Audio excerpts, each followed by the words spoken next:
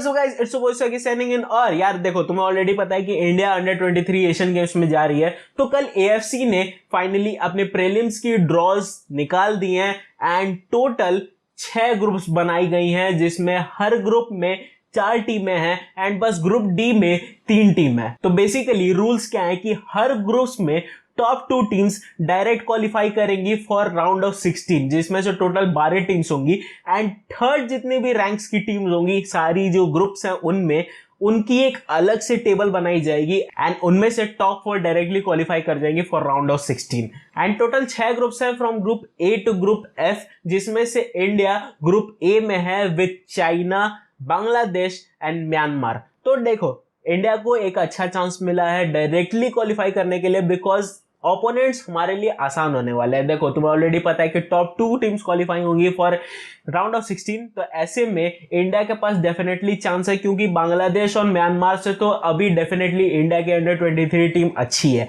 और ऐसे में चाइना एक हमारे लिए अच्छा खासा थर्ड प्रोसेस कर सकता है, क्योंकि अगर तुम चाइना की थोड़ी सी टीम देखोगे ना किसी भी स्पोर्ट्स में, तो उनकी टीम अच्छी खासी होती है। और ऐसे में फुटबॉल की उनकी टीम भी अच्छी है, उनको अंडर एस्टिमेट नहीं किया जा सकता है।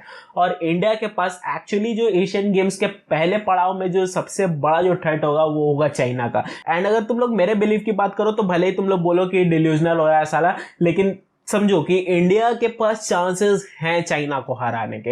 एंड अगर हम लोग उस जो प्रेशर है उसमें अगर हम लोग दबते नहीं है एंड अपनी गेम पर भरोसा रखते हैं ना, हम लोग चाइना को हरा सकते हैं। एंड डेफिनेटली हमारे पास चांसेस हैं अपनी ग्रुप में टेबल टॉप करने का। एंड द थिंग इज, अगर हम लोग टॉप भी नहीं करते ना, एटलीस्ट हमारे पास एक मौका है कि हम लोग उस टेबल में एटलीस्ट 2nd पोजीशन पे आ जाए और राउंड ऑफ 16 में डायरेक्ट क्वालिफाई कर जाए। तो अगर मेरी तुम मानो तो इंडिया राउंड ऑफ 16 तक तो आराम से जा रही है।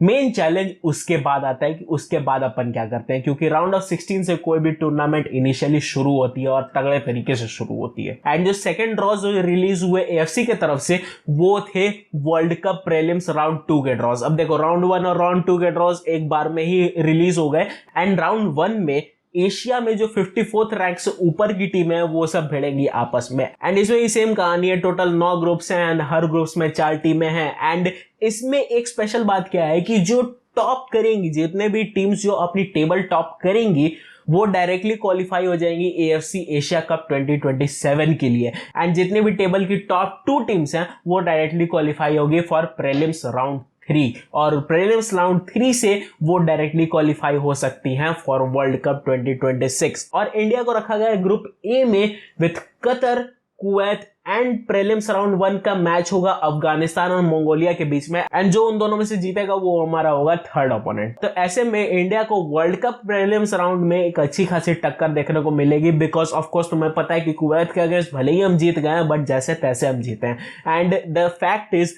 कुवैत अभी एट प्रेजेंट इंडिया से बेटर टीम है एंड ऑफ कोर्स कतर से हमें मैच खेलना है, जो कि 2022 वर्ल्ड कप में क्वालिफाई किया। अब देखो, तुम इंडिया की एक सिचुएशन समझो, तुम भले ही बोलोगे डिल्यूजनल हो रहा है, लेकिन एक फैक्ट समझो कि इंडिया को कतर को एटलीस्ट हराने का ट्राई करना चाहिए। अब समझो कि क्यों आखिर ऐसा है कि कतर भले ही 2022 के वर्ल्ड कप में क्वालिफाई की है, लेकिन वो पिटे हैं भाई, बुली हुए हैं लिटरली। और अगर इंडिया कतर को अगर नहीं हरा पाती है ना, फैक्ट समझना, अगर नहीं हरा पाती है, इंडिया वर्ल्ड कप में कंपीट करने के लेवल पर अभी नहीं है। तो एटलीस्ट हमें एक स्टेटमेंट तो देना पड़ेगा इंटरनेशनल कम्युनिटी को कि भाई हम लोग कंपीट कर सकते हैं। एंड उसको करने के लिए हमें कतर को हराना पड़ेगा। अब देखो, हराना बड़ी बात नहीं है, हराती है, बहुत सारी टीमें हराती है। तुमने देखा है वर्ल्ड कप में ही सऊदी अरेबिया ने अर्जेंटीना को हराया था एंड 2-0 की गोल लाइन से हराया था। तो ऐसा नहीं है कि ज्यादा रैंक वाली टीमें कम रैंक वाली टीमों को हरा नहीं सकती हैं। बस इंडिया को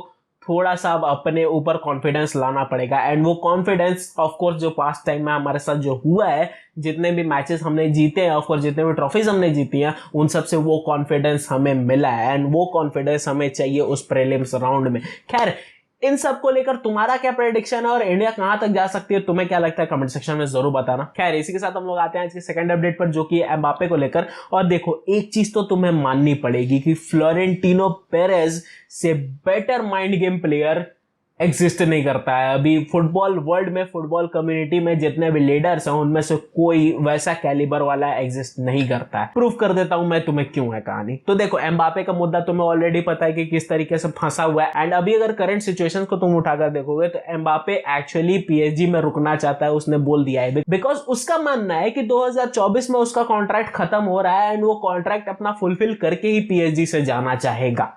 अब ऐसे में पीएसजी ने ये चीज बोल दिया है कि भैया अगर तुम रुकना चाहते हो तो हम तुम्हें स्क्वाड में नहीं रखेंगे। अब ये बहुत बड़ा डिसीजन है कंसिडरिंग द फैक्ट कि पीएसजी अभी बहुत बेकार परफॉर्म कर रही है। देखो, एक चीज तो तुम्हें ऑलरेडी पता है कि मेसी के जाने के बाद रेलेवेंसी खत्म हो गई पीएसजी की। एम्बापे के जाने के बाद या फिर एम्बापे के ना होने पर पीएसजी की जो स्किल डिपार्टमेंट थी उस पर बहुत बड़ा चोट लगा है। स्किल डिपार्टमेंट मतलब रिड्यूस हो चुकी है लगभग 80% से। And the thing is, PSG में सिर्फ और सिर्फ नेमार बचा है अब ढंग का, एंड पीएसजी सिर्फ नेमार के दम पर ही उड़ रही है। और ऐसे में एम्बापे को बेंच पर बैठाना बहुत बड़ा मेंटल प्रेशर हो जाएगा उन पर। देखो समझो कैसे, क्योंकि पीएसजी हारेगी तो इतना तो कंफर्म है कि चैंपियंस लीग में बहुत ज्यादा लंबा नहीं टिकने वाले हैं। तो ऐसे में जब पीएसजी हारेगी, तलवार डायरेक्ट खिंच जाएगी लुइस एनरिके के गले पर। और लुइस एनरिके वैसा बंदा नहीं है जो दूसरों की गलती को अपने सर पर लेगा। वो बर्दाश्त नहीं करेगा ये चीज कि उसके ऊपर तलवार खींची हुई है।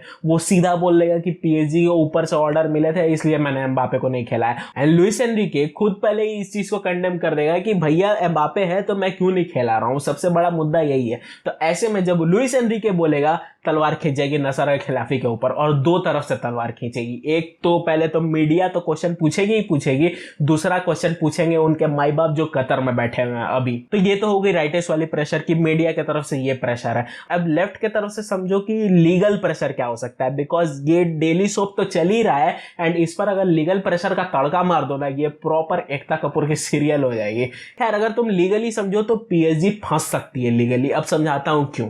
देखो, फ्रेंच लेबर लॉ में सेक्शन 6 एम्प्लॉय और एम्प्लॉयर राइट्स के बारे में बताता है एंड उसके सब सेक्शंस 2 और 5 की बात करें तो 2 में ऐसा लिखा है कि कोई भी एम्प्लॉयर किसी भी अपने एम्प्लॉय को जबरदस्ती मेंटल हरासमेंट करके अपने ऑर्गेनाइजेशन से नहीं निकाल सकता है। And on the contrary sub section 5 की बात करें तो उसमें लिखा हुआ है कि किस किस कंडीशन में एम्प्लॉयर एम्प्लॉय को निकाल सकता है। एंड उसके लिए एम्प्लॉयर को प्रूफ करना पड़ेगा कि जो एम्प्लॉय है वो ऑर्गेनाइजेशन के जो एनवायरनमेंट है उसके लिए टॉक्सिक हो रहा है एंड किसी भी तरीके से अनएबल है मेरे ऑर्गेनाइजेशन में काम करने के लिए। तो ऐसे में अब लीगल नोटिस सीधा पीएसजी को चला जाएगा कि भैया आप मेंटल हरास नहीं कर सकते हैं अपने प्लेयर को। और डेफिनेटली इस चीज को करने के लिए वहां फ्रेंच एथलीट अथॉरिटी बैठी हुई है, एफएएससी। और दूसरी जो है वो है यूरोप में ह्यूमन राइट्स। भैया ह्यूमन राइट्स और तड़का मार देगी कि आप किसी भी प्लेयर के साथ ऐसा नहीं कर सकते, मेंटल हरासमेंट आप नहीं कर सकते हो। तो एक चीज तो साफ है कि पीएसजी 2 फ्रंटल वॉर लड़ रही है। एक तो मीडिया की तरफ से प्रेशर आएगा, दूसरा लीगल प्रेशर आएगा। एंड ये बात इस मुद्दे को और ज्यादा बढ़ा देता है कि जितने दिन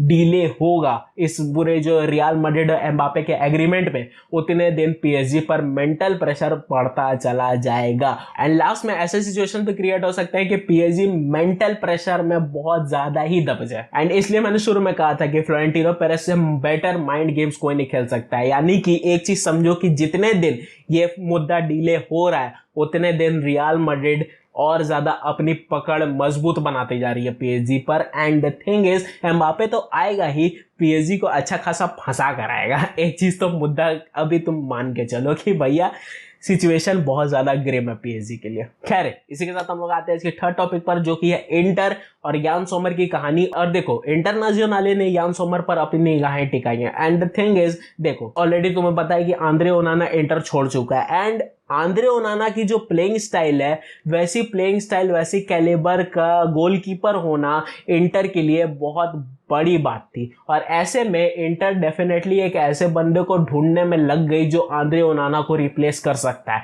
एंड उनकी नजर पड़ी यान सोमर पर। अब देखो, तुम मेरा ओपिनियन मानोगे तो यान सोमर डेफिनेटली वो लाइक टू लाइक चेंज है अगर तुम आंद्रे ओनाना की बात करो तो। क्योंकि जिस तरीके का गेम स्टाइल है, जिस तरीके का प्ले स्ट्रक्चर है आंद्रे ओनाना का, जो बॉल प्लेइंग एबिलिटी है, जो उसका शॉट स्टॉपिंग एबिलिटी है, जो उसका पासिंग एक्यूरेसी है, वो तीनों लगभग बराबर है यान सोमर का।